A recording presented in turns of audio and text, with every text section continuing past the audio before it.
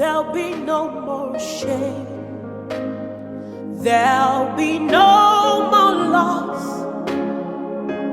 In Jesus' name. There'll be no more. 여러분 구약에서 그 스가랴서를 한번 쭉 다 찾아보시기 바랍니다. 스가랴서 구약 성경 1313페이지에 적혀있습니다. 1절부터 6절까지만 우리 다 같이 한 목소리로 같이 읽겠습니다. 읽읍시다. 시작. 다리오 왕 2년 8월에 여호와의 말씀이 이또의 손자 베랴가의 아들 선지자 스가랴에게 임하니라. 가라사대 나 여호와가 무리의 열조에게 심히 진노하였느니라. 그러므로 너는 무리에게 고하기를 만군의 여호와께서 이처럼 이르시되 너희는 내게로 돌아오라. 나 만군의 여호와의 말이니라. 그리하면 내가 너희에게로 돌아가리라. 나 만군의 여호와의 말이니라. 너희 열조를 본받지 말라. 옛적 선지자들이 그들에게 외쳐 가로되 만군의 여호와께서 말씀하시기를 너희가 악한 길 악한 행실을 떠나서 돌아오라 하셨다 하나 그들이 듣지 않고 내게 귀를 기울이지 아니하였느니라. 나 여호와의 말이니라. 너희 열조가 어디 있느냐? 선지자들이 영원히 살겠느냐? 내가 종 선지자들에게 명한 내 말과 내 전례들이 어찌 내 열조에게 임하지 아니하였느냐? 그러므로 그들이 돌쳐 이르기를 만군의 여호와께서 우리 길대로 우리 행위대로 우리에게 행하시려고 뜻하신 것을 우리에게 행하셨도다 하였다 하셨느니라 하라. 아멘. 네, 우리가 지금 방금 읽었던 그 스가랴서는 선지서 중에 있는 그 말입니다. 구약 성경을 크게 세 가지로 나누면은 율법서, 보통 모세 오경이라고 그러죠. 율법서하고 그다음에 그 이후에 계속해서 이제 그 유대인들의 그 역사가 나오는 그런 것하고 그다음에 지혜서라고 그래서 이제 시편하고 잠언하고 그다음에 또 전도서가 있지요. 또 그리고 그다음에 나머지는 이제 구약에서 선지서라고 그래서 이렇게 나눕니다. 그런데 선지서를 또 둘로 나누면은 대선지, 소선지 이렇게 나눠요. 그 대선지는 더 중요하고 소선지는 더 덜 중요하고 이런 것은 절대 아닙니다. 대선지는 그 장수가 많아서 대선지라고 하고 소선지는 장수가 적어서 그냥 소선지라고 성경학자들이 편의대로 그렇게 그 구분을 해놨을 따름입니다. 소선지에 있는 책들이 대선지보다도 훨씬 더 중요한 그런 내용들이 많이 있습니다. 그런데 오늘 우리가 택한 이 스가랴서는 1장서부터 14장까지 있습니다. 어떻게 보면은 이 스가랴서는 소선지에 들어가지 않고 대선지. 왜냐하면은 대선지에 들어가는 것이 이사야서하고 그다음에 예레미야서하고 그다음에 에스겔서하고 다니엘서까지 들어가죠. 우리 지난번에 다니엘서 공부했는데 근데 다니엘서는 12장까지밖에 없죠. 그렇죠. 근데 이 에스겔서는 이 스가랴서는 14장까지 있습니다. 근데 그렇다면은 스가랴서도 대선지서 그 안에다 집어넣어야 될 거 아니냐. 근데 그렇게 하질 않았어요. 그거는 제가 한 게 아니고 성경학자들이 그렇게 했는데 이 스가랴서에 있는 그 내용들은 장수가 길지만 장수는 14장이지만은 그 내용이 아주 짤막짤막해서 전체 아마 길이가 좀 짧아서 그런 것 같아요. 그래서 이 스가랴서에 있는 그러한 내용들을 아주 간략하게 이렇게 쭉 적어놨습니다. 스가랴라고 하는 뜻, 영어로는 자카라야라고 그렇게 하는데 그 뜻은 히브리 말로 하나님이 기억하신다 하는 뜻이에요. 여호와 하나님께서 기억하신다. The Lord remembers. 그런 뜻이 있습니다. 예, 이 스가랴는 원래 그 제사장 가문이고 그리고 이 스가랴하고 그 앞에 나오는 학개서하고 거의 같은 동년대에 쓰여졌습니다. 아마 같은 그 성경학자들이 추측하기를 한 달 내지 두 달이 서로 같은 시대에 이렇게 살고 있다 하는 것을 그렇게 얘기한다고 그래요. 그래서 그 내용들을 이렇게 비교해 보면은 아주 비슷하게 쓴 것들을 많이 볼 수가 있습니다. 두 선지자가 똑같이 그 이스라엘 백성들에게, 여기 지금 이스라엘 백성들은 그 바빌론의 포로로 붙잡혀 갔다가 70년 만에 돌아온, 이스라엘로 돌아온 그런 이스라엘 사람들에게 주는 편지입니다. 그런 내용들인데, 그런데 그 메시지가 빨리 성전을 건축하라라고 재촉하는 그런 내용이에요. 성전을 빨리 이것을 너희들이 만들라. 왜 그러냐 하면은 성전이 있어야만 하나님 여호와가, 그 메시아가 거기에 임할 것이기 때문에 이 성전을 빨리 건축하라는 거예요. 그 당시에 그 스가랴 선지자와 학개 선지자가 있을 때 이 백그라운드를 좀 우리가 살펴보면은 이스라엘 백성들이 이제 그 다윗 왕과 솔로몬 왕 그 후부터 하나님 앞에 범죄를 해서 그래서 이제 이방 신들을 불러들이고 또 그래서 이제 북왕국과 남왕국으로 나눠졌죠. 그 계속해서 하나님께서 그 여호와 그 선지자들을 엘리야와 엘리사와 또 다른 선지자들을 보내서 이렇게 많은 그 경고를 하고 충고를 했는데 듣지를 않았습니다. 결국 하나님께서 참다 못해서 그들을 이제 그 이웃 국가인 바벨론에게 이제 붙여서, 바벨론에게 싸움을 붙여서 지게 해서, 그래서 그 바벨론 왕 느부갓네살 왕에게 전부 다 포로로 많이 붙잡혀 갔습니다. 아마 그때 한 30-40만 명은 붙잡혀 갔을 거라고 그렇게 얘기를 해요. 젊고 똑똑하고 부자고 힘있고 또 예쁘고 한 사람들을 다 붙잡아 갔습니다. 그런데 이제 그 70년 동안 포로 생활을 했죠. 70년이면 참 오랜 기간입니다. 한국이 일본에게 그 식민지 사용하는 것이 36년이었어요. 36년이 참 오랜 기간인데 36년 기간 동안에 사람의 말이 다 없어졌지 않습니까? 1세들이. 그러니까 70년이면 굉장히 오랜 세월이죠. 그래서 이 스가랴서를 쓴 이 스가랴 선지자도 이 포로 생활로 가서 거기 있는 동안에 거기서 태어난 사람이에요. 그런데 그 한 30-40만 명이 그 바빌론으로 그 포로로 다 붙잡혀 갔는데 그 우리가 그 느헤미야하고 에스라서에서 보면은 하나님께서 그 왕들을, 적국 왕을 통해서 이제 페이버를 주죠. 은혜를 붙여서, 그래서 이제 너희들이 가서 성전을 건축해라 라는 특명을, 허락을 받아서 그래서 이제 그 적국 왕이 그 군사들을 보내고 이제 돈을 보내서 그 예루살렘 성전을 건축하는 그런 특별한 명령을 받아가지고 돌아옵니다. 그래서 사람들을 나중에 다시 보냈는데 그때 돌아온 사람이 한 5만 명 정도밖에 안 돼요. 그 가기는 한 30-40만 명이 붙잡혀 갔는데 거기서 태어나고 거기서 살다 보니까 편하고, 그리고 거기서 뭐 말도 이제는 익히고 또 풍습에 젖어서 거기가 더 좋습니다. 그러고서 돌아오지 않은 사람들이 대부분이었습니다. 한 5만 명 정도가 돌아왔는데, 돌아와서 이 사람들이 그 하나님이 부르신 대로 빨리 예루살렘 성전을 건축을 해야 되는데, 와 보니까는 옛날에 내 살던 집, 우리 할머니 할아버지들이 살던 집을 찾아가서 이제 거기서 재배하던 그 포도나무, 또 이 사람들이 재배하는 올리브 나무, 뭐 땅들, 집들 이거 도로 찾고 다시 재건하다 보니까 성전하는 것을 새까맣게 잊어버렸어요. 듣질 않았습니다. 그래서 한 15년, 18년 정도를 그냥 그대로 새까맣게 잊어버리고 또 불순종하고 그렇게 그냥 지났습니다. 그래서 하나님께서 보시고 답답해가지고 이제 학개 선지자하고 그다음에 스가랴 선지자를 통해서 너희들 왜 성전을 안 짓느냐라고 빨리 지으라고 재촉을 하시는 그런 내용이 있어요. 그런 내용이 이제 주로 내용입니다. 그러면서 주님께서 하시는 말씀이, 하나님이 너희는 내게로 돌아오라 라고 하는 그 말씀이 이 스가랴서 전체에 흐르는 내용입니다. 내게로 돌아오라. 즉 다시 말해서 회개하라는 내용입니다. 회개하라. 이 말씀의 내용들이 그 당시뿐만이 아니라 지금에도 유대인들이나 마찬가지고 지금 교회에도 똑같이 그것이 적용이 되는 말씀입니다.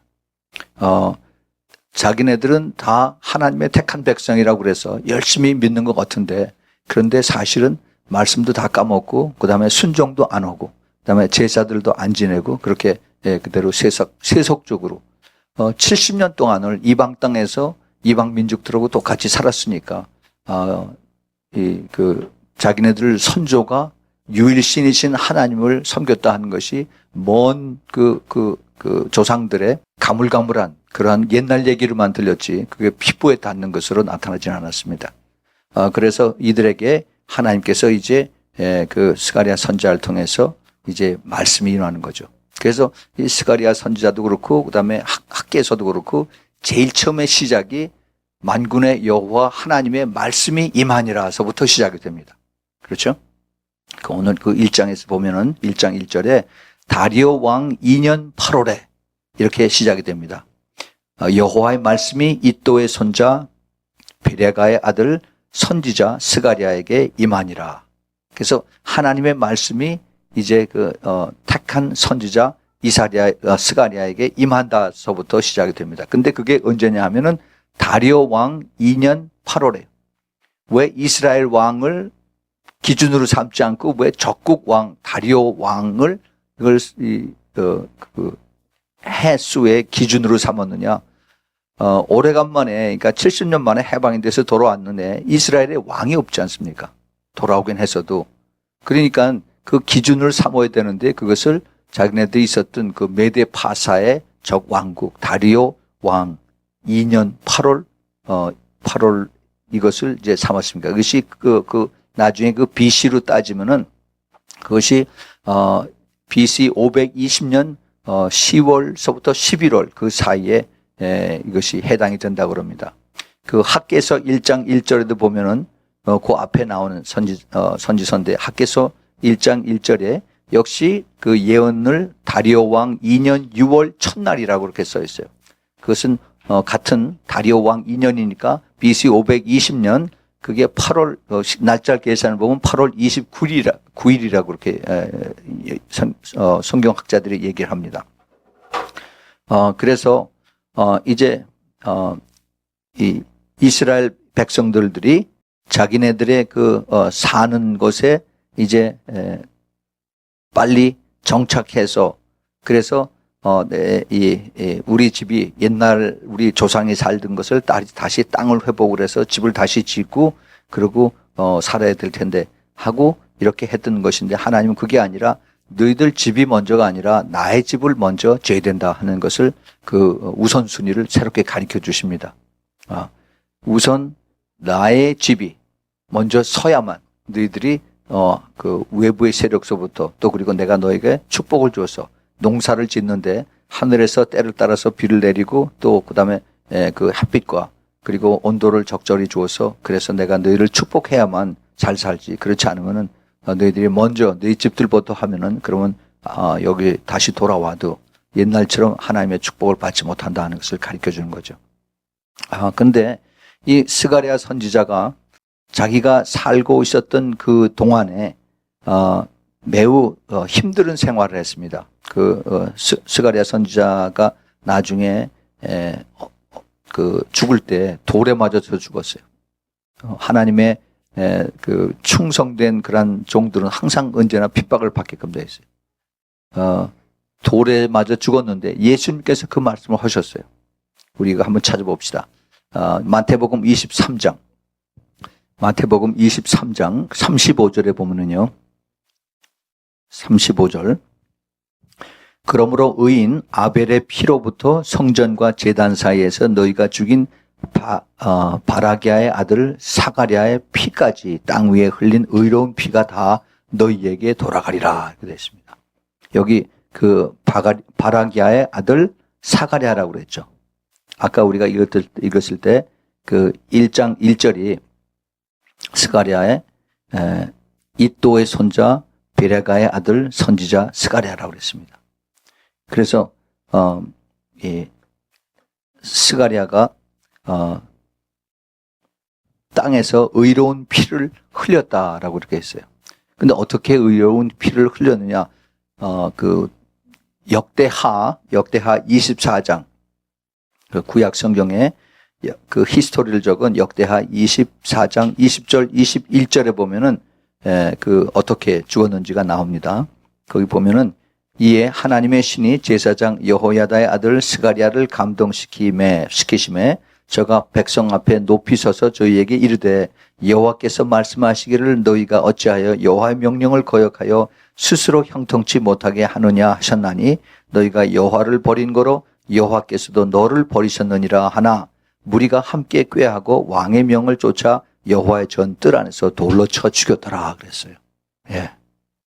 이스라엘 백성들이 그 스가랴 선지자가 살아있을 당시에 하나님의 말씀을 받아서 여호와의 말씀이 내게 임했다 그래가지고 그 말씀을 이스라엘 백성들에게 포로 생활에서 돌아온 그러한 그 이스라엘 백성들에게 전했더니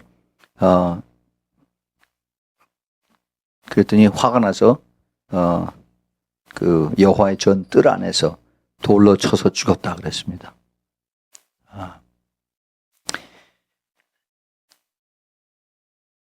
스가랴 선지자는 하나님의 말씀을, 하나님의 음성을 듣는 그러한 축복을 하나님께서 허락을 하셨어요. 그래서 너희들이 여호와를 버렸기 때문에 여호와께서도 너희를 버렸느니라라고 이렇게 하나님의 메시지를 전했습니다. 불순종했기 때문에 마치 사무엘 선지자가 그 사울 왕에게 기름을 붓고 나서 당신이 이제 왕이 됐습니다. 원래 이스라엘 백성은 하나님께서 주인이 되셔서 하나님이 이스라엘 백성을 전체를 다스리는 걸 원하셨어요. 그런데 이스라엘 백성들이 우리도 이방 나라처럼 왕을 주시옵소서 그렇게 그 하나님 앞에 구했죠. 그리고 그 사무엘의 아들이 그들을 다스렸을 때 사사로 다스렸을 때 우리가 만족하지 못하니까 그러니까 우리에게 왕을 주시오.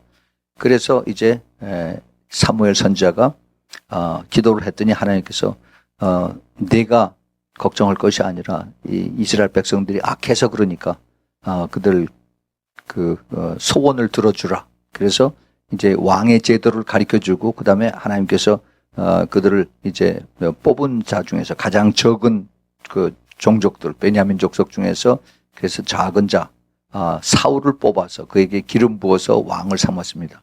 그런데 그 사울 왕이 점점 교만해져서 자기에게 머리에 기름을 부은 자, 즉 하나님의 그 대언자 사무엘을 말을 순종하지 않았죠. 제사 드리는 거를 자기가 대신 왕이 대신 하다가 나중에 하나님 앞에 이제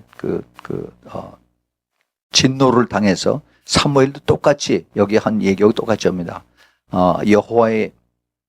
내가 여호와를 순종하지 않았기 때문에 여호와가 너를 떠났다 하는 얘기를 똑같이 사무엘도 사울 왕에게 한 것을 볼 수가 있습니다. 그러고 나서 사무엘이 이제 다윗에게 기름을 붓죠.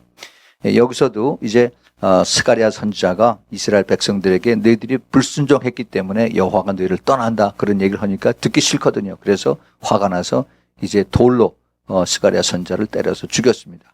예수님께서 그것을 아시고 그 마태복음 23장에서 그 아벨의 피로부터 그다음에 너희가 죽인 스가랴의 피까지 이 땅 위에 모든 흘린 의로운 피가 다 너희에게로 돌아오리라.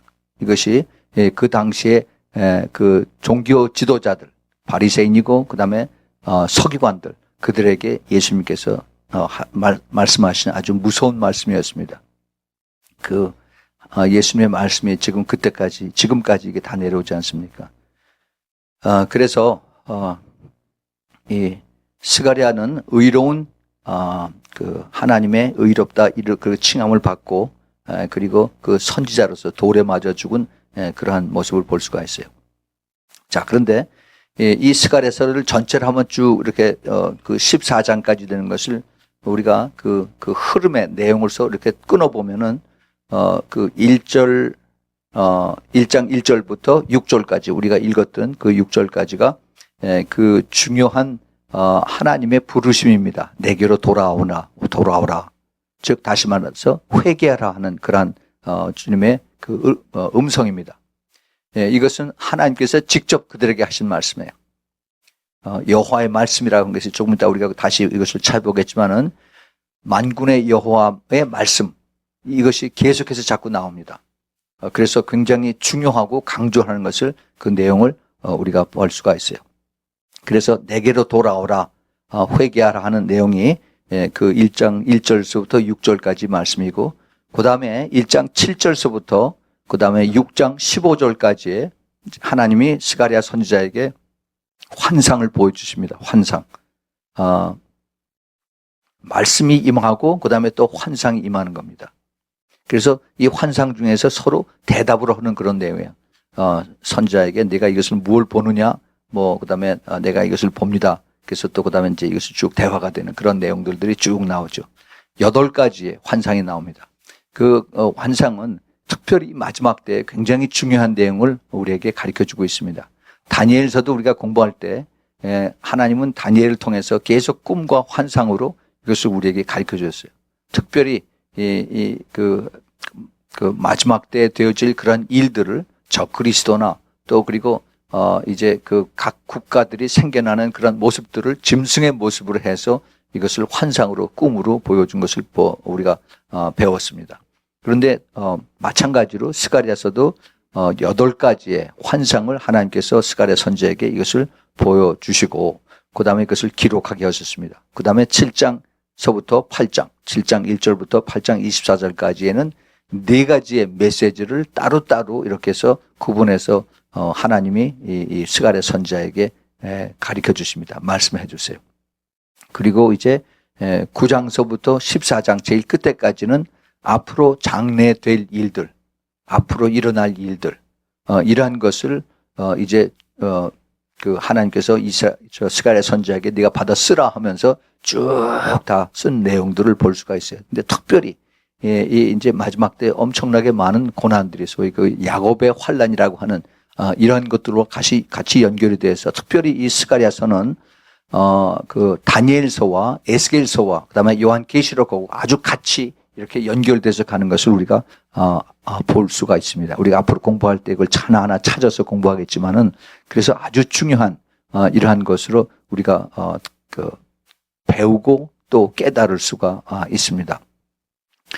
스가랴서는 보통 이 교회에서 잘 공부를 하지 않죠. 그렇게 아주 그 파퓰러한 그러한 그 성경의 66권 중에 하나는 아닙니다. 보통 우리가 복음서 많이 공부하고 또 그리고 이사야서 많이 공부하고 그다음에 창세기나 출애굽기 뭐 이런 것들 많이 보고 그 스가랴서는 별로 그렇게 아주 인기가 있는 그러한 선지서는 아니에요. 그런데 그 스가랴서 이 안에 아주 중요한 그러한 비밀들이 많이 숨겨져 있습니다. 우리가 이것을 공부하면서 하나님께서 우리에게 이것을 무엇을 가르쳐 주시는가 이 비밀들을 우리가 하나하나 한번 찾아보겠습니다. 자, 이제 그래서 우리 다시 이제 오늘 본문으로 가서 다리오 왕 2년 8월에 여호와의 말씀이 이도의 손자 베레가의 아들 선지자 스가랴에게 임하니라 하고서 이제 하나님의 말씀이 임하죠. 임한다 하는 그 말씀이 그게 아주 똑같은 스타일로 계속 이제 이렇게 리피트가 되는데 그 다음에 그 7절에도 보면은 6절 그 밑에 7절에 보면 다리오 왕 2년 11월 그 다음에 똑같은 그 패턴으로 나오죠. 그렇죠? 그래서 그 다리오 왕 때에 이러한 일들이 일어난 것을 우리가 볼 수가 있습니다. 다리오 왕 몇 년이냐, 몇 월이냐 이거에 따라서. 근데 여기서 그걸 보면은 하나님의 계시와 하나님의 그 말씀이 이렇게 나타나는데 그게 그 거리가 굉장히 길어요. 어떨 때는 몇 년, 어떨 때는 한 5개월, 6개월씩 이렇게 뚝뚝 떨어져서 하나님의 음성이 선지자들에게 임하는 것을 볼 수가 있습니다. 그것이 사실은 그게 보통이에요, 보통. 우리가 창세기 보면서 하나님이 아브라함에게 나타나셔서 그래서 아브라함에게 말씀하시는 것을 우리가 읽지 않아요? 그래서 아브라함아, 내가 이제 네 본토 고향을 떠나서 갈대아 우르를 이제 떠나서 그래서 가나안으로 가라. 그러고서 이제 하나님께서 계속 말씀하시는데 우리는 늘 옆에서 하나님이 아브라함에게 말씀하는 것으로 그렇게 생각을 했는데 사실은 그걸 쭉 따져보면 그렇지 않습니다. 어떨 때는 거의 한 10년씩이나 가만히 있어요. 하나님께서. 그러니까 굉장히 답답하죠. 그런데 아브라함은 그것을 믿고 천천히 기다리고 했습니다. 내가 너에게 아들을 주겠다라고 하면서 하나님께서 그 약속을 하신 다음에 아브라함이 얼마를 기다렸습니까? 25년이죠. 그렇죠. 25년. 예. 그러니까 아브라함이 왜 믿음의 조상이라고 했느냐. 그는 그 약속의 말씀을 붙잡고 끝까지 참고 기다리고 따라간 그것을 하나님께서 귀하게 보시고 믿음의 조상이라고 그렇게 말씀하신 겁니다. 예수님도 끝까지 믿음을 지키는 자들은 구원을 얻으리라 이렇게 말씀하셨어요. 왜 그것이 강조가 되느냐 하면 우리 신앙생활을 하는데 이것이 꾸준히 그 인내를 가지고 이것을 우리가 자라가야만 우리의 신앙이 자랍니다. 그렇지 않으면은 내가 빨리 우리 한국 사람들이 성질이 급해서 빨리 내가 이게 뭐 좀 이게 눈에 보이는 이게 나타나야만 그래야만 내가 이게 속이 시원한데 그러면서 이거를 자꾸 하다 보니까 하나님께서 그 하나님의 백성으로 삼고 나서 그다음에 하나님께서 원하시는 것은 우리의 속 사람이 변화하시길 원하세요. 우리의 그 성령의 열매가 되기를. 그래서 성령의 은사와 성령의 열매는 성령의 은사는 다 겉으로 나타나는 거 아닙니까? 그런데 성령의 그 열매는 전부 다 우리의 속 사람이 다 변하는 거예요. 그래서 우리의 속 사람, 성령의 은사는 우리가 교회에서 생활하는데 필요하죠. 능력을 발휘하고 악한 영들하고 또 싸우고 병들을 치료하고 그렇게 필요하는데 그런데 그것을 그 은사들을 가지고 제가 항상 말씀을 드리지만 이거 가지고 천국 가는 거 아닙니다. 천국 갈 때에는 우리가 예수님을 따라서 변화된 우리의 성품, 다시 말해서 성령의 열매를 가지고 우리가 천국을 간다 하는 겁니다. 그래서 하나님께서 우리가 하나님 앞에 한 사람 한 사람 예수 믿고 성령 받고 구원받고 나서 이제 천국에 가면은 그러면 이제 하나님께서 그 한 일에 따라서 다 이제 상을 주신다고 그랬잖아요. 그 고린도전서에 보면은. 근데 그 상이 공력에 따라서 불에 타는 거냐, 불에 타지 않는 거냐에 따라서 우리가 상을 받고 못 받고 한다고 하는 거예요. 근데 타지 않는 것이 뭐냐 하면 우리의 속 사람이 변하는 거예요. 우리가 정말 내가 전에는 화잘 내고 그리고 참 내가 참지 못하고 그리고 아주 괴팍한 성질이 없고 있었는데 그런데 내가 많이 변해서 그래서 내가 정말 예수 그리스도를 닮은 그러한 성품으로 많이 변했다. 이거는 불에 타질 않죠. 그렇죠. 이건 누가 뺏어갈 수가 없어요. 그래서 이것이 나의 열매가 돼서 하나님께서 섰을 때 내가 참 오래 참았다. 그래서 미열류관을 거기서 씌워주고 또 하나님의 그 뜻에 따라서 그의 상급이 이루어지는 겁니다. 그런데 하나님은 우리를 그렇게 오래 참게 하심으로 인해서 우리가 좀 더 예수님을 닮고 성령의 열매를 맺음으로 인해서 우리가 더 많이 하나님 앞에 많은 칭찬을 받고 그리고 상급을 받기를 하나님께서 원하세요. 왜냐하면은 예수님의 그 자녀들, 하나님의 자녀들이 하나님 앞에 왔을 때 구원은 받지만은 그 다음에 구원받은 이후에 내가 영원히 천국에서 사는데 그 나의 위치가 나의 그 모습이 이제 내가 잠깐 사는 이 동안에 내가 어떻게 신앙생활을 했느냐 그거에 따라서 나의 모습과 나의 위치가 영원히 차이 날 수가 있어요. 그렇죠? 우리가 이 세상에 살 때도 내가 좋은 그 직장에 내가 좋게 취직을 하려고 해서 얼마나 그것 때문에 자식들을 우리가 공부를 시키고 뭐 과외를 보내고 얼마나 많이 합니까? 우리 한국 사람 부모들이 다 그렇죠. 그런데 왜 하는 목적이 뭐냐 하면은 빨리 열심히 많이 배워서 그래서 이제 좋은데 취직을 하라는 겁니다. 그래야만 이제 여기들 그 멕시칸들 그 허접스레 잔일들하고 이렇게 기술이 없이 평생 그런 식으로 살지 말고 좋은데 취직해서 편안하게 더 높은 데서 돈 많이 벌고 살아라. 그 뜻 때문에 한국 부모들이 열심히 그렇게 자식들을 가리키고 그렇게 하는 거 아니에요. 근데 하나님도 마찬가지. 하나님도 우리가 자녀가 되고 난 다음에 일단 천국에 올라가고 나면은 그러면 거기서 끝이에요. 우리가 살아있는 요 동안에 우리가 하나님 뜻대로 말씀대로 순종하고 그다음에 내가 정말 그 모든 나쁜 습관을 버리고 예수님을 닮아가는 이것을 주님께서 그렇게 기뻐하시기 때문에 그런 것을 가르쳐 주시기 위해서 또 그러한 우리에게 크레딧을 주시기 위해서 그래서 우리에게 때로는 어렵게 때로는 고통당하게 때로는 심한 불치의 병을 주어서 그래서 내가 내 방법으로 내 뜻으로 이것을 따라가는 것이 아니라 하나님을 의지하고 하나님 방법으로 내가 따라가기를 원하는 그것을 주님께서 자손들을 통해서 그것을 깨닫게 하시고 따라오게 하시는 것이 주님의 뜻입니다. 근데 인간들이 이 죄인들에 대해서 그것을 안 들어요. 그리고 말을 안 듣고 그리고 자기 뜻대로 고집대로 그거 살다가 나중에는 하나님이 그래도 사랑하셔서 또 채찍을 또 드시죠. 예, 우리 인생의 죄인들의 모습은 참 성경에서 이스라엘 백성들이 출애굽을 하면서 애굽에서 하나님께서 그들을 끌어내서 기적을 보여주셔서 이제 홍해를 건너게 했는데 그 다음에 이 사람들이 먹을 물이 없다고 불평하고 고기를 못 먹어서 이게 불평하고 그리고 우리가 부추가 그립다고 불평하고 베지테블이 없다고 불평하고 이것이 그들의 모습들이었어요. 그것이 우리의 모습입니다. 근데 하나님께서 그렇게 많은 사람들 적어도 뭐 장정만 60만이라니까 그 부녀자들까지 다 합하면은 적어도 한 200~300만 원이 그들이 이제 광야에서 텐트 생활을 해가면서 하니까 힘들죠. 왜 하나님이 그걸 모르시겠어요? 하늘의 만나를 키워서 이렇게 내주는데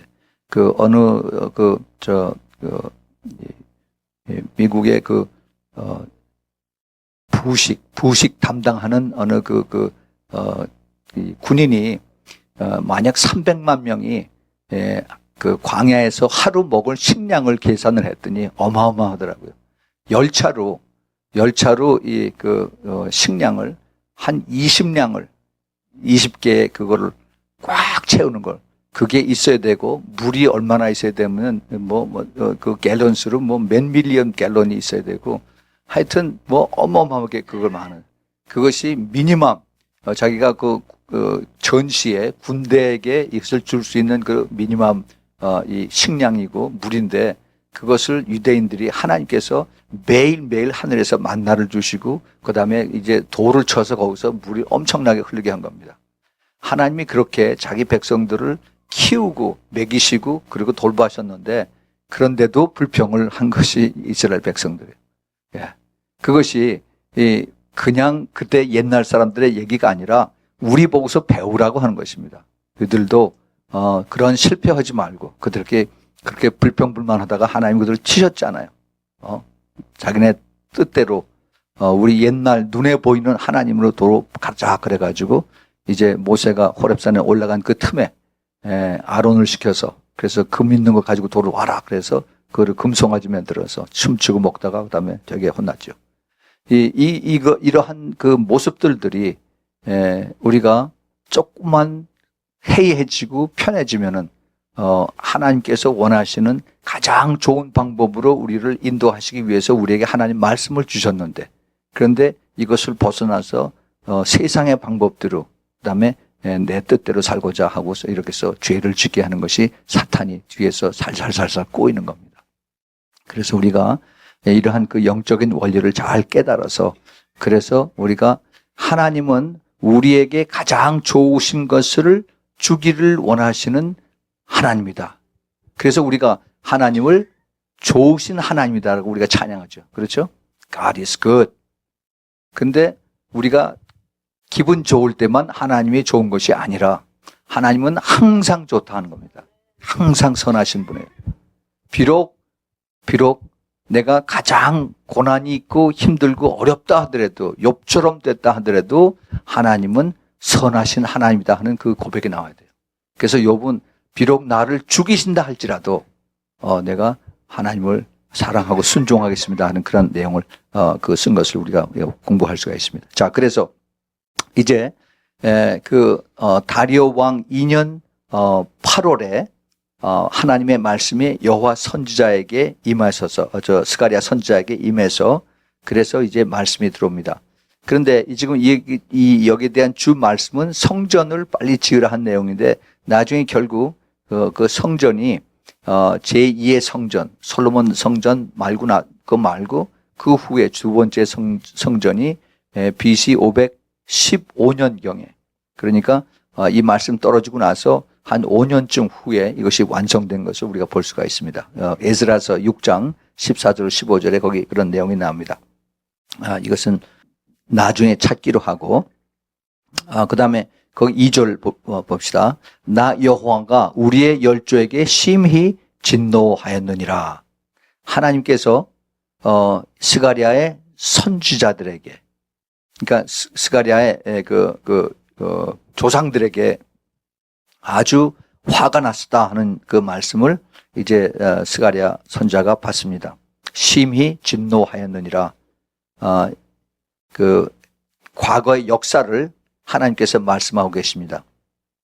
북이스라엘과 남유다 왕국이 큰 범죄를 해서 그래서 하나님이 아닌 다른 이방의 신들을 섬기고 그리고 그들과 영적인 간음함으로 인해서 그래서 하나님 앞에 큰 벌을 받고 결국은 그것도 순종하지 않고 또 회개하지 않고 그래서 이제 하나님께서 바벨론의 포로로 그들을 다 내쫓은 것을 우리가 보죠. 이것을 주님께서 말씀하고 계십니다.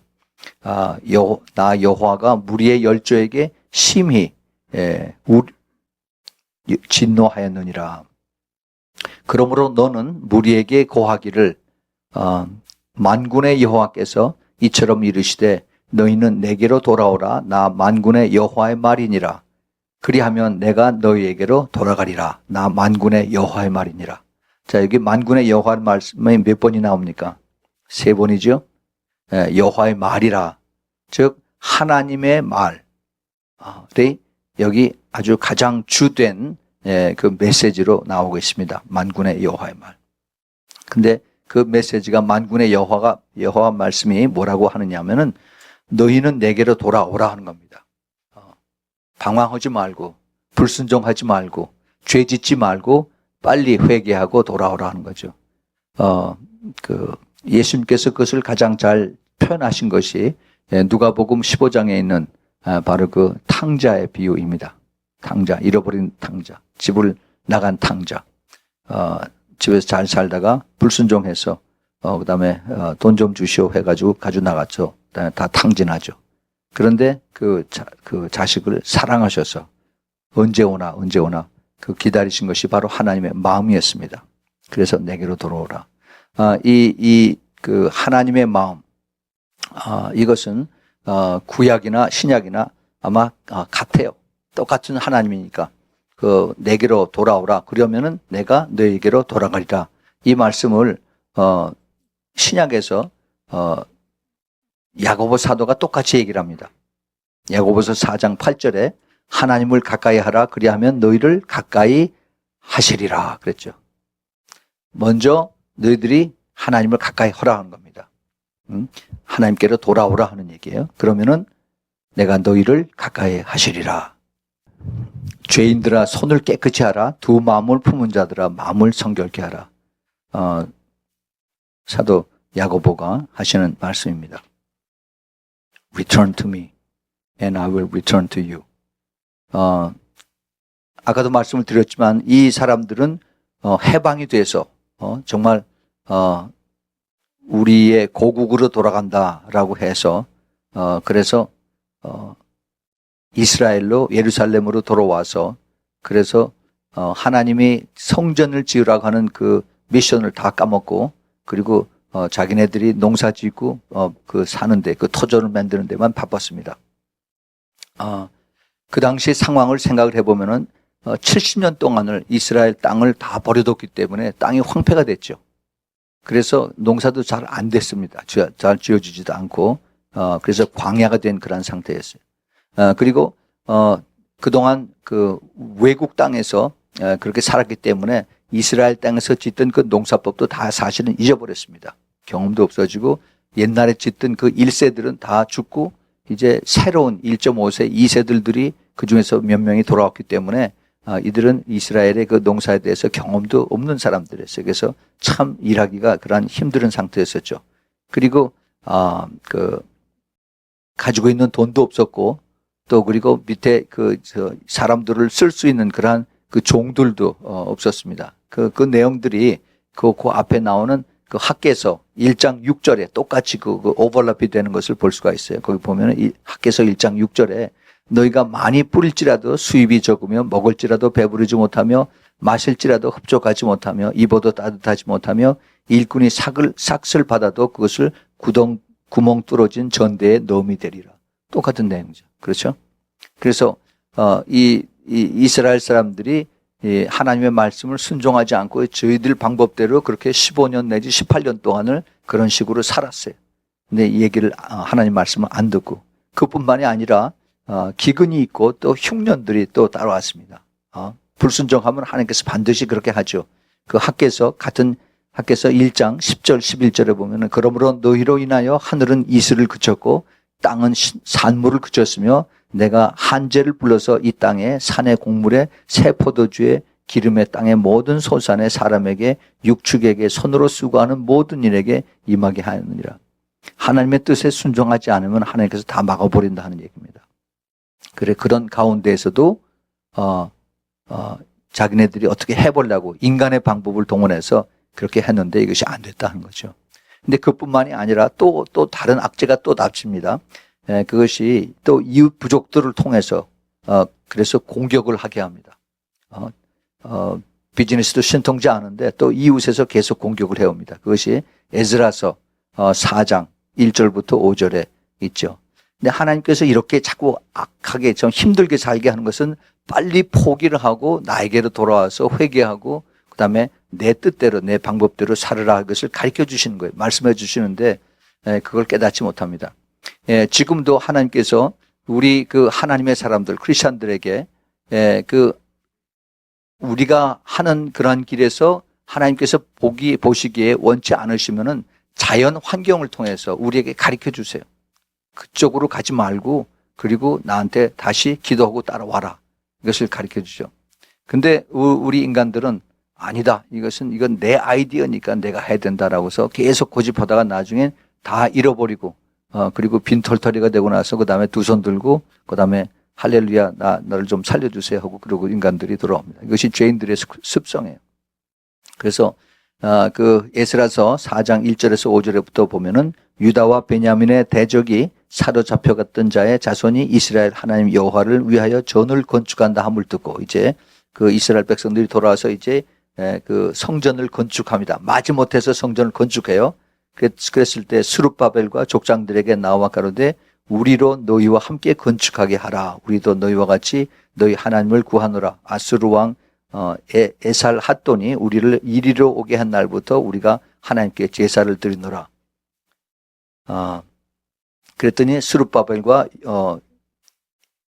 예수아와 기타 이스라엘 족장들이 이르되 우리 하나님의 전을 건축하는데 너희는 우리와 상관이 없느니라. 지금 이방 사람들 그 주위에 있는 사람들을 얘기하는 겁니다. 바사왕 고레스가 우리에게 명하신 대로 우리가 이스라엘 하나님 여호와를 위하여 홀로 건축하리라 하였다. 그래서 하나님께서 우리를 여기 보내주신 것은 우리로 하여금 이 성전을 건축하게 한 거지 이방 민족을 손을 빌려서 그래서 건축한 것이 아니다. 그래서 이로부터 그 땅 백성이 유다 백성의 손을 약하게 만들었다 하는 그런 내용이죠. 그 건축을 방해하되 바사왕 고레스의 시대부터 바사왕 다리오가 즉위할 때까지 의사들에게 뇌물을 줘 그 경영을 이제 거치게 방해했다 하는 그런 내용이 나옵니다. 그 인간들이 참 하는 방법은 자기네들의 그 뜻에 원치 않으면은 그러면은 항상 뒤에서 방해하고 그리고 이들을 못 살게 하는 것이 하나님의 뜻을 방해하는 그러한 내용들을 우리가 여기서 많이 성경 어디서나 볼 수가 있습니다. 하나님의 뜻을 따르는 것은 결코 쉽지가 않습니다. 이것은 예수님께서 우리에게 가르쳐 주신 그러한 내용도 마찬가지고, 경건하게 살고자 하면은, 그러면은 사람들이 그를 가만두질 않아요. 왜 가만두지 않느냐? 그 하나님의 뜻을 알고 뜻대로 순종하고 따라가면은 하나님이 기쁘시죠. 그런데 그것을 방해하는 사람들이 누굽니까? 방해하는 존재들이 바로 악한 영들이에요. 그래서 그 악한 영들이 사람들 뒤에서 조작을 해서, 그래서 인간들로 하여금 그 나쁜 마음을 가지고, 그리고 그 하나님의 뜻대로 경건하게 살려고 하는 사람들을 반대하고, 그리고 실족하게 하고, 또 시험 들게 하고, 그래서 하나님 말씀대로 순종하지 못하도록 그렇게 우리 주위에서 공격하는 것을 우리는 항상 보고 있습니다. 그래서 우리가 있겠으면 어떻게 그러면 해야 되느냐? 나는 참 하나님 뜻대로 살고 싶은데 이렇게 주위에서 방해가 많고, 또 그리고 하기가 힘든데 어떻게 했으면 좋으냐? 이것이 우리에게 힘을 주는 것이 바로 기도입니다. 기도.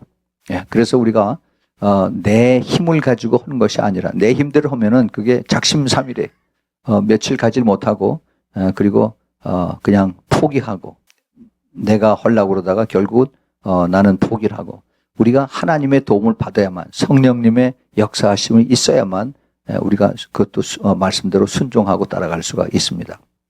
자, 그래서 이제 4절부터 보면은 스가랴 선자가 이렇게 얘기를 합니다. 너희 열조를 본받지 말라. 네 조상들을 한 대로 가지 말라 하는 거죠. 옛적 선지자들이 그들에게 외쳐 가로되 만군의 여호와께서 말씀하시기를, 다시 이제 여호와의 말씀이 나오십니다. 너희가 악한 길, 악한 형상을 떠나서, 행실을 떠나서 돌아오라 하셨다 하나 그들이 듣지 않고 내게 귀를 기울이지 아니하였느니라. 나 여호와의 말이니라.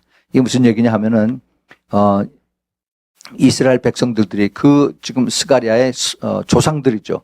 옛날 그 이스라엘 백성들이 하나님의 뜻대로 안 듣고 이방신을 섬기고, 그 다음에 하나님의 말씀대로 순종하지 않고, 그 당시 하나님의 말씀은 물론 여호와의 모세 율법대로 순종하지 않고 그렇게 살았었는데, 그것을 하나님께서 어떻게 경고를 주셨느냐? 그들에게 선지자를 보냈죠. 엘리야를 보내고, 엘리사를 보내고, 이사야를 보내고, 또 에레미야를 보내고 해서 회개하라, 여호와 앞으로 돌아오라, 똑같은 메시지를 보냈습니다. 그런데 이들이 듣지 않았다 하는 얘기예요. 듣지 않고 내게 귀를 기울이지 아니하였다 하는 게 말씀하십니다. 그런데 그들이 지금 어디 갔느냐? 너희 열조가 어디 있느냐? 선지자들이 영원히 살겠느냐? 다 죽었다는 얘기예요. 너희 선조들도 죽고, 또 내 말을 받아서 전했던 그 선지자들도 다 죽었다 하는 얘기입니다. 그럼 어떻게 되겠느냐? 그 결과 다 바벨론으로 끌려갔고 거기서 다 죽었는데, 6절에 내가 종 선지자들에게 명한 내 말과 내 전례들이 어찌 내 열조에게 임하지 아니하느니라. 그러므로 그들이 돌쳐 이르기를 만군의 여호와께서 우리의 길대로 우리 행위대로 우리에게 행하시려고 뜻한 것을 우리에게 행하셨도다 하였다 하셨느니라. 굉장히 어렵게 쓰여 있습니다. 이게 무슨 얘기냐 하면은, 내가 오래전에 너희 조상들에게 이 선지자들을 통해서 내가 말씀을 주어서, 하나님의 말씀을 주어서 회개하고 돌아오라 라고 이렇게 얘기를 해서 그들이 그 말씀을 받아서 다 적었죠. 써서 그래서 이제 그 책이 됐습니다. 그런데 시간이 오래 지나다 보니까 말 안 듣던 그 조상들 다 죽었어요. 그리고 말씀을 전했던 선지자들도 다 죽었습니다. 그러면 어떻게 되느냐? 다들 죽었는데 남은 거는 하나님의 말씀만 남았어요. 그 말씀이 이제 그 두루마리 책, 양피에다 적어서 그 스크롤이라고 그러죠. 거기에 적어서 그대로 대대로 그 이제 서기관들을 통해서 이것을 복사를 해가지고 계속 내려온 겁니다. 그것이 지금까지 이제 이 성경으로 남아 있어요. 사람은 죽습니다. 고집피고 악하고 김정일, 김일성이 다 죽어요. 죽는데 이들에게 이제 회개하라고 전했던 그 말, 그 옳은 말, 의의 말씀, 하나님의 말씀은 살아 있습니다. 진리라고 그래요. 그래서 그것을 우리가 항상 그 공부하는 거지만은 요한복음에 보면은 바로 여호와의 말씀, 아버지의 말씀이 진리니다 이렇게 말씀하죠. 세상의 모든 것이 다 변합니다. 예수님께서 이렇게 말씀하셨어요. 하늘과 땅이 변한다 할지라도 그래도 이 내 말은 변하지 않는다라고 했어요. 그것이 진리입니다. 진리는 아무리 시간이 오래 가도 변하지 않습니다. 그런데 많은 사람들이 그 진리가 자기가 알고 있는 것이 다 진리라고 얘기를 합니다. 내 아이디어, 내 프로덕트, 이게 진리입니다. 그래서 이거 선전 많이 하고, 그리고 이거 많이 팔라고 그러죠. 근데 그 시간이 지나고 나면 다 녹이 슬고 다 버려요. 그건 진리가 아닙니다.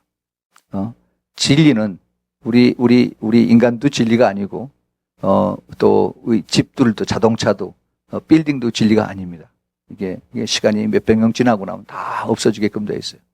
오직 끝까지 남아있는 것은 하나님의 말씀, 여호와의 말씀. 또 진리가 또 뭐가 있습니까? 예수 그리스도가 진리죠. 예수님. 요한복음 14장 6절에 예수님께서 내가 길이요 진리요 생명이라 라고 말씀하셨습니다. 또 같은 요한복음 14장에서 예수님께서 진리의 성령이 바로 오신다고 그랬어요. 그래서 성령께서 또 진리의 영입니다. 그래서 영원히 변치 않는 그 진리는 예수님과 성령님과 그 다음에 하나님의 말씀이 있어요. 예수님은 지금 하나님 보좌 우편에 앉아 계시고 성령님은 눈에 보이지 않습니다. 우리 눈에 보이는 진리가 바로 하나님의 말씀이에요. 그래서 우리가 하나님 말씀을 귀하게 여기고 하나님 말씀대로 살아가야만 되는 것입니다. 이 세상 방법은 때로는 너무 아주 유혹적이고 또 쉽게 보이기도 합니다. 이 하나님 말씀을 따르면은 아주 억울하고 바보 같고 참 그게 세상에서 이렇게 가장 어리석은 것 같지만은 그러나 하나님의 말씀이기 때문에 진리이기 때문에 우리가 그를 따르면 절대 손해 보지 않게끔 하나님께서 그렇게 책임져 주십니다. 그래요.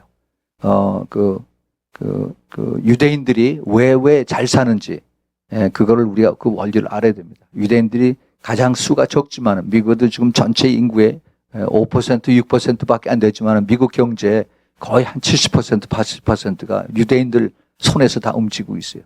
그 이유가 그 사람들은 제대로 참 열심히 하나님을 믿는 그런 사람들은 많이 안 돼요. 되게 리버럴한 주들이기 때문에 그대로 그냥 1년에 2월절 집에서 지키고 그다음에 나팔절 또 그다음에 스콧 이런 것들 형식적으로 지키지 깊이 지키는 사람이 없습니다. 그 대신 이 사람들이 자기네들이 돈 버는 거를 위한 그것을 잘 지켜요. 그것이 바로 11조입니다.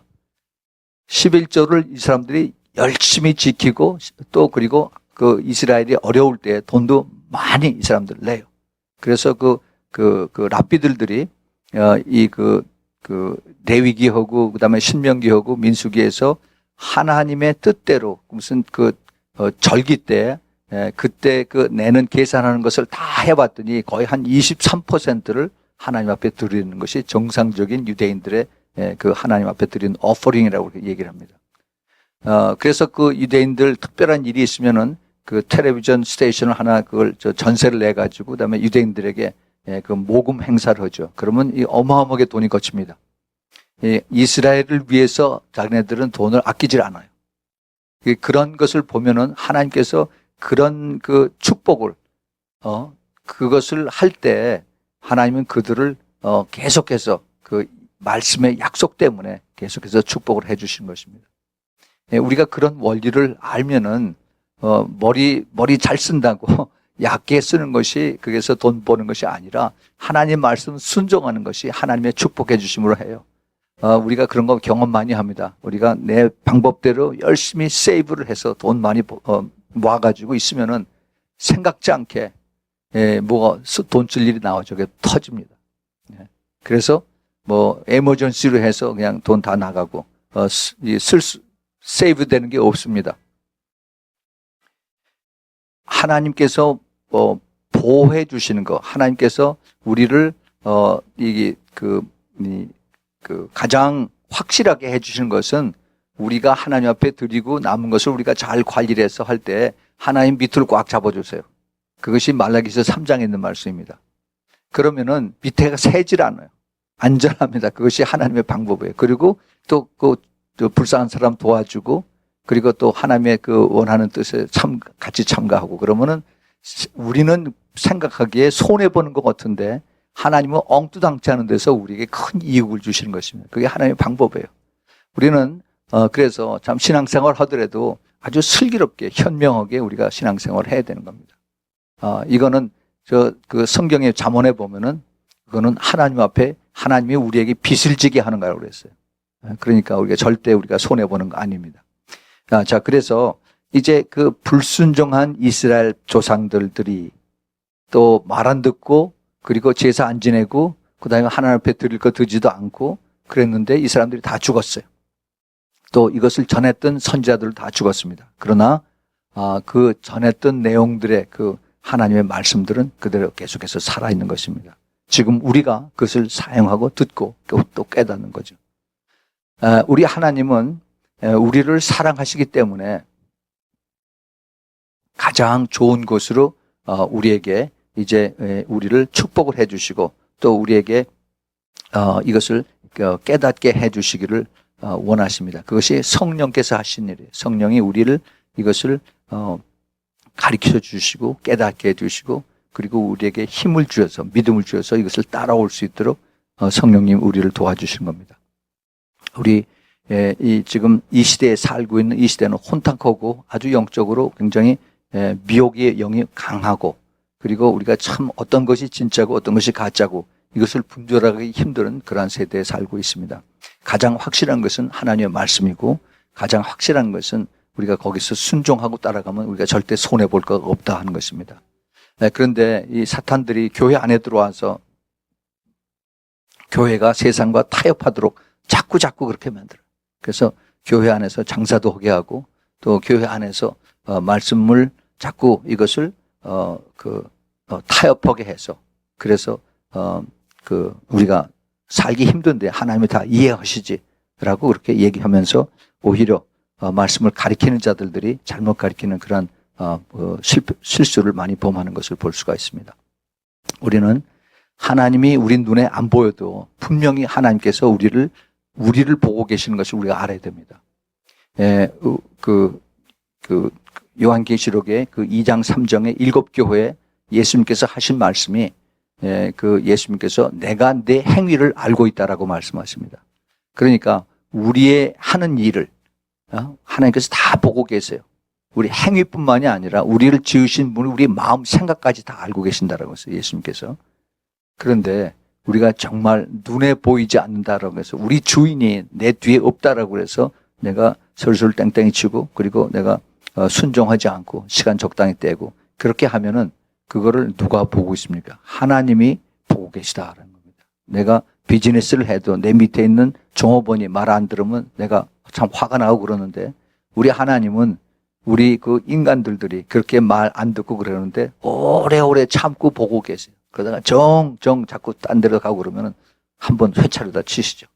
네. 그래서 다시 돌아오라라고 이렇게 우리에게 말씀하십니다.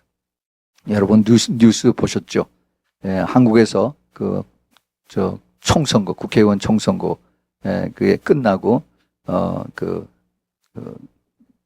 이 여당이 아슬아슬하게 과반수를 넘었다고 그럽니다. 참 감사한 일이에요. 정말 감사한 일입니다. 지금, 전국이 아주 참, 소란스럽고, 이사야서 5장에 나오는 그 혼란한 거 똑같아요. 악을 선이라고 하고, 선을 악이라고 하고, 백을 흑이라고 하고, 흑을 백이라고 하는 그런 세대에 지금 한국이 있습니다. 한국뿐만이 아니라 미국도 지금 마찬가지예요. 지금 이렇게, 진리가 없는 그 혼탁한 세상에서 그나마, 그래도, 좌파에게 남겨주지 않고,